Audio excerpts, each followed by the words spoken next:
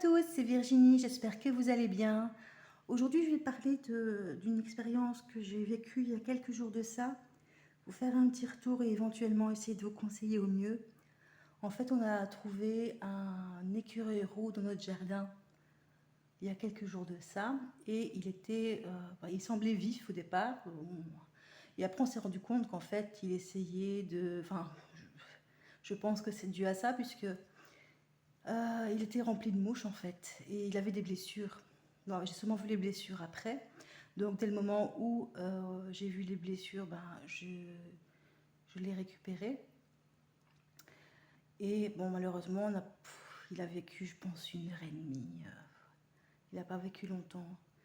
Et du coup, ça m'a fortement marqué. Et je voulais vous partager un petit peu ça aujourd'hui, histoire que si ça vous arrivait, d'avoir quelques petites informations que j'avais pas forcément au moment de le recueillir. Alors, si vous voulez, quand vous trouvez un animal comme ça dans votre jardin, la première chose à faire, c'est de vérifier si elle est réellement en détresse, si elle est réellement blessée. Si maintenant elle a quelque chose comme des tiques par exemple, bon, si elle a 2 tiques, ça ne vaut pas la peine de manipuler l'animal en question, de lui faire peur, parce que malgré tout, sur les animaux sauvages, moi, il s'est débattu quand même, hein. Et du coup, on s'est même dit que c'était à cause du fait que je l'avais manipulé, qu'il s'était épuisé, que du coup, il serait mort. Du coup, je m'en suis beaucoup voulu. Après, j'ai essayé de faire le moins de manipulation possible. Justement pour ça, donc on l'a mis directement dans une caisse. Donc voilà, donc si vous découvrez un animal dans votre jardin, assurez-vous qu'il a réellement besoin de l'intervention de l'homme en réalité. Si moi ici il avait des blessures, des plaies, et c'est pour ça qu'il a tiré des mouches, et il avait aussi une patte qui était recroquevillée. Sa patte avant qui était recroquevillée, je pense qu'il était blessé, enfin peut-être qu'il avait quelque chose de cassé. Du coup, il avait énormément de mal à se déplacer, il sautait dans tous les sens pour les mouches et il s'est débattu aussi quand j'ai voulu le prendre. Mais après, il était épuisé, il était contre la terre, dans le fond du jardin. Alors, ce qu'on a fait, donc je l'ai pris à bras. Alors, ce que je n'ai pas fait, c'est que je n'ai pas mis de gants ni rien. Non, non, je n'ai pas mis de gants. Donc, protégez-vous quand même parce que voilà, c'est un animal sauvage. Bon, moi, il n'a rien fait, il était trop. Je pense qu'il était trop à bout finalement. Enfin, il s'est juste débattu, mais il n'a pas mordu, il n'a pas griffé. Et donc faites attention en le prenant. Protégez-vous, on ne sait jamais. Maintenant, donc on a pris une caisse en fait en carton. L'erreur que j'ai faite, c'est que je n'ai rien mis en dessous de lui. Je l'ai mis à même le carton. J'aurais peut-être dû mettre un essuie en dessous ou même de la gazette. Mais enfin, peut-être quelque chose aussi pour rendre plus confortable finalement parce que c'était ses derniers moments de vie. Ça, je le regrette un petit peu. Et je l'ai couvert avec un essuie et puis après avec une couverture en plus. En fait, si vous voulez, quand un animal est blessé, il peut avoir un risque d'hypothermie. Le fait que vous le recueillez, oui, c'est ce que j'allais dire. Et du coup, il faut le maintenir au chaud. Alors à température normale, j'ai vu que c'était 28 degrés pour un écureuil. Nous, on l'a mis dans une pièce au chaud avec l'essuie et la petite couverture par la suite. Je lui ai mis une bouillotte, mais il était trop tard en fait. J'aurais dû la mettre dès le départ. Si vous n'avez pas de bouillotte, peut-être mettre une bouteille avec de l'eau chaude, un thermo, enfin je sais pas. Il y a aussi des chaufferettes aussi qui existent. Si vous en avez chez vous, hein, je vous dis pas d'en acheter exprès au cas où, mais ça chauffe bien et voilà, c'est instantané. Il n'y a rien besoin à faire, il y a juste qu'à craquer un petit opercule, hein, je sais pas si vous c'est un petit truc en métal et ça chauffe directement. De l'emballer dans un essuie pour pas qu'il soit en contact direct avec l'animal. Et n'essayez pas de lui donner à boire à manger. De toute façon, s'il est affaibli, il ne mangera pas. La première chose à faire, une fois que vous l'avez mis, une fois que vous l'avez mis dans le carton, que vous avez estimé qu'il était blessé, qu'il avait besoin d'aide, c'est d'appeler un centre agréé spécialisé dans les animaux sauvages. Donc on a les Créaves en Belgique. Alors, moi, il était plus de 17 heures, donc ils n'ont pas répondu. À partir de 17 heures, le vétérinaire m'a dit qu'ils ne répondent plus parce qu'ils voilà, ils font une journée normale. Il n'y a pas de service d'urgence. Maintenant, peut-être que dans certains centres, il y en a. Je ne saurais pas vous dire, mais en tout cas, là, j'ai pas eu de réponse. Et du coup, j'ai téléphoné à mon vétérinaire habituel. C'est une clinique vétérinaire, en fait, donc il y a toujours un vétérinaire de garde. Du coup, je vous conseille, si il est tard, de contacter aussi une clinique vétérinaire où il y a toujours quelqu'un de garde, si vous ne savez pas quel vétérinaire est de garde dans la région. Malheureusement, elle n'a rien pu faire. Légalement, ils ne peuvent pas intervenir, manifestement, c'est ce qu'elle m'a dit. La seule chose qu'ils pouvaient faire, c'est que si maintenant l'animal était vraiment en grande souffrance, c'était de les abréger. Moi, de prime abord, il me semblait pas... Enfin, je le voyais pas souffrir non plus. Je voyais qu'il avait du mal mais à se déplacer, mais il me semblait pas souffrir. On se disait même qu'il était vif, mais en fait, il chassait les mouches qu'il y avait sur ses plaies. Vous voyez, quand on connaît pas, c'est pas évident. Et du coup, bon, elle m'a juste dit de le mettre dans une caisse comme j'avais fait, avec un essuie, enfin avec une couverture, quelque chose, et de lui donner, s'il ne mangeait pas, de lui donner éventuellement une petite cuillerée de miel. Maintenant, j'ai lu qu'il ne fallait pas forcément donner à manger aux animaux, ni leur donner à boire. Donc du coup, voilà, on a essayé de lui donner, alors oui, ça aussi, au début, avant qu'il se laisse tomber, qu'on le prenne, il y a mon compagnon qui a mis des petites noisettes à ses pieds, à ses pattes, pour voir s'il allait manger. Et il en a pris une, il a commencé à les sentir, être très intéressé, il en a pris une, mais il n'a jamais su la manger. Il l'avait dans sa patte et c'était vraiment, vraiment très triste, je trouve. Et donc, bon, il n'a plus rien mangé. Une fois qu'il était dans la caisse, on aurait dit qu'une fois qu'on avait chassé les mouches qui étaient dans la caisse installée, qu'il s'est complètement laissé aller, en fait, comme s'il était épuisé.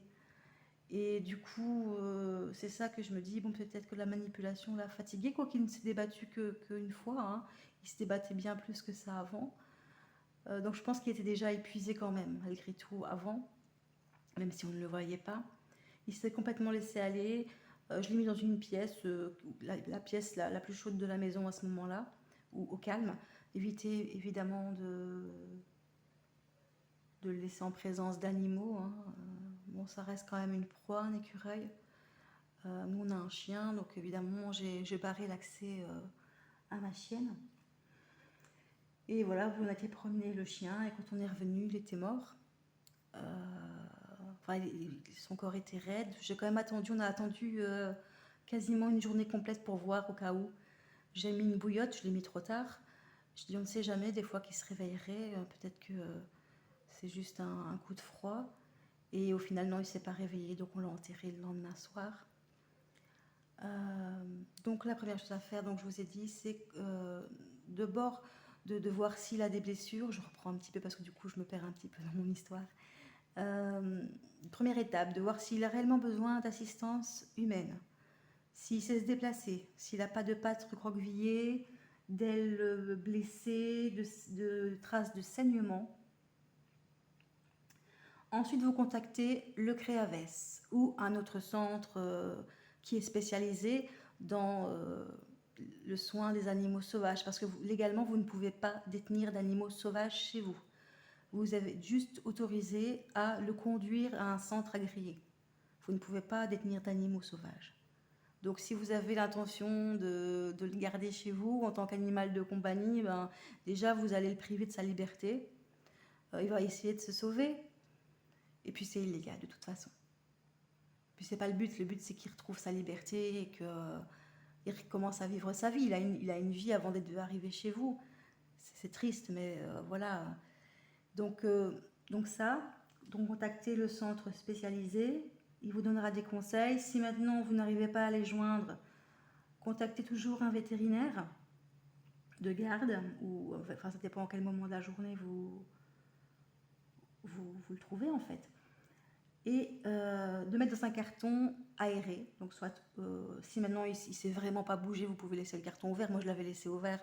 Si maintenant il bouge quand même, fermez le carton, faites des trous dans le carton avant de le mettre dedans et vous pouvez fermer le carton. Il faut que ce soit aéré évidemment, il ne faut pas qu'il soit asphyxié. Le garder au chaud, pour pas qu'il y ait d'hypothermie, que la température ne baisse pas. Et alors moi, ce que j'avais fait aussi, c'est que j'avais désinfecté ces plaies. Alors ça aussi, je me suis dit, est-ce que je peux le faire, est-ce que je peux pas le faire? Je regardais un petit peu sur différents sites, apparemment ça se fait en centre. J'ai désinfecté ces plaies avec de la bétadine en fait. Et mon compagnon me dit, ah mais c'est ça, la bétadine, c'est peut-être pas bon pour eux. Bon, j'ai regardé, manifestement, c'est utilisé. Bon, ça contient de l'iode, c'est un antiseptique. Bon, je l'ai fait couler sur ses plaies comme j'ai pu parce que bon, c'est évidemment dans le but de ne pas le manipuler. Donc, dès que j'ai su, j'ai mis un petit peu de bétadine. Est-ce que c'était bon, est-ce que c'était pas bon? Je me poserai toujours la question. Je pense que oui, mais ça n'a servi à rien de toute façon. Voilà, alors j'espère pour vous, si ça vous arrive, que vous arriverez à le sauver et à le placer en centre très rapidement, qu'un vétérinaire agréé puisse le soigner. Pour désinfecter, je vous avais parlé aussi, si maintenant vous voulez désinfecter des plaies, je vous avais fait une vidéo sur l'infusion de thym et de romarin. Bon, ici dans ce cas-ci, c'était pas dans l'urgence, évidemment, c'est pas ce qu'il y a de mieux. Hein. Parce que j'avais pris de la bétaline vu que j'en avais, une nouvelle bouteille. Et non, sinon, pour les plaies, vous pouvez aussi utiliser de l'argile, par exemple, un cataplasme d'argile. Après, les animaux sauvages, c'est vraiment pas évident. Alors, honnêtement, faites ce que vous pouvez et ne vous en voulez pas si maintenant l'animal décède.